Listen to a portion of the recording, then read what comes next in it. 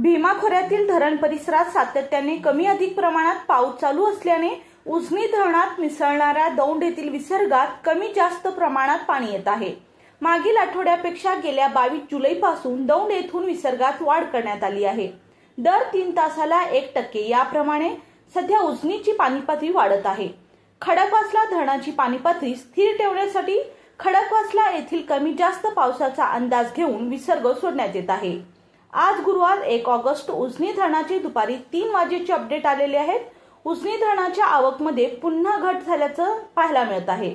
सध्या उजनीत किती क्युसेकने पाणी जमा होत आहे, तसेच उजनी धरण किती भरले आहे, याशिवाय उजनीत किती पाणी साठा जमा झाला आहे हे आपण या व्हिडिओच्या माध्यमातून पाहूयात। त्याआधी मंडळी, जर तुम्ही आमच्या हॅलो बळीराजा या चॅनलला सबस्क्राइब केला नसाल तर सबस्क्राइब करा, जेणेकरून आमचे अपडेट तुम्हाला लवकर मिळतील। आज दुपारी 3 वाजता आलेल्या अपडेटनुसार उजनी धरणामध्ये 46,531 क्युसेकने पाणी जमा होत आहे। आज सकाळी 6 वाजेच्या तुलनेत आवकमध्ये घट झाली आहे। आज सकाळी 9 वाजेच्या अपडेटनुसार उजनी धरणात 48,031 क्युसेकने पाणी जमा होत होते। उजनी धरणात एकूण 96.5 टीएमसी पाणीसाठा जमा झाला आहे, तर यातील उपयुक्त पाणीसाठा हा 32.40 टीएमसी इतका आहे। उजनी धरण सध्या 60.47% आहे।